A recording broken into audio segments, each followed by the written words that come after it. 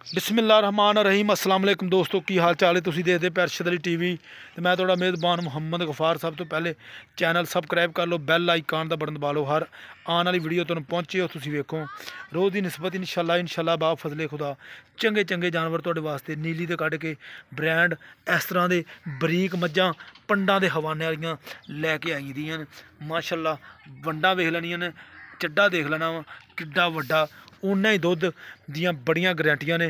बरीकियां मझ नूं नस्ल जात वेखनी, मत्थे ते काली कट, अखां दोवें चिट्टियां ने मझ नूं, मत्थे दे वाल मझ दे चैक करने ने। एह् अल्लाह दे कमाल ऐ वेखो, अख मझ नूं देख लैनी किन्नी प्यारी, बकाया सौदे ने नसीबां दे। सारी मामलात पुछ के देंगे तुहानूं। अस्सलाम वालेकुम जी। वालेकुम सलाम। चाचा की हाल? अल्लाह का शुक्र जी। अच्छा ये दस्या ये मझ किनवा सूआ हुण सूई है? तीसरा सूआ सूई है। चलो मेहरबानी, दूसरा नहीं किया, तीसरा जैनमन सूआ तीसरा जैनवन सूआ हुण सूई है। हुण सूई है। अच्छा किन्ने दिनां दी सूई है? आज 7वें तो 8वां देना।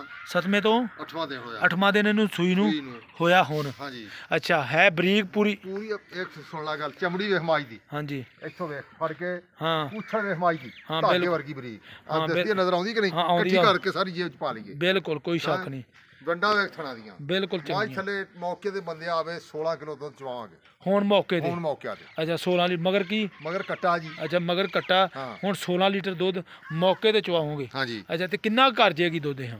दुध माई नूं इहनूं अज जदों काड़ सिटेगी साफ होगी इंशाल्लाह 20 किलो दुध करेगी माई आराम नाल ही? आराम नाल। ते छड़ मच्छर माज। अच्छा खोल दे माई।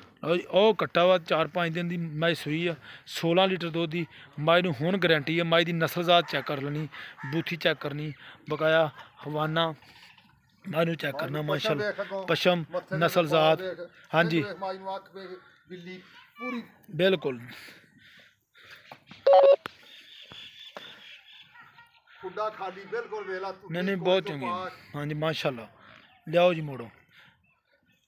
ਚਾਚਾ ਮੁੱਲ ਦੱਸ ਦੇ ਦਾ ਪਿਆਰ ਮੁਹੱਬਤ ਵਾਲਾ। 16 ਲੀਟਰ ਦੀ ਗਾਰੰਟੀ ਨਾ ਹੁੰਦੀ? ਗਾਰੰਟੀ ਦੇਣੀ, ਮੁੱਲ ਕਰਾਵੇ 5 ਲੱਖ। ਹਾਂਜੀ ਮੱਝ ਵੇਚਣੀ 4.5 ਲੱਖ ਦੀ ਜਿਹੜੇ ਜਿਹਨੂੰ ਚੰਗੀ ਲੱਗੇ। ਹਾਂ ਮੁੱਲ 5 ਲੱਖ, ਮੱਝ ਵੇਚਣੀ ਹੈ 4.5 ਲੱਖ 50, 4 ਲੱਖ ਤੇ 50,000 ਦੀ। ਇਹ ਚੋਂ ਪਿਆਰ ਮੁਹੱਬਤ ਗੁੰਜਾਇਸ਼ ਥੋੜੀ ਬਹੁਤੀ ਹੋਏਗੀ, ਜ਼ਿਆਦਾ ਨਹੀਂ। ਮੱਝ ਦੀ ਗਾਰੰਟੀ ਜਿਹੜੀ ਗੱਲ ਇੰਸ਼ਾਅੱਲਾ ਕਰਾਂਗੇ ਉਹਦੇ 'ਚ ਪੂਰਾ ਉਤਰਾਂਗੇ।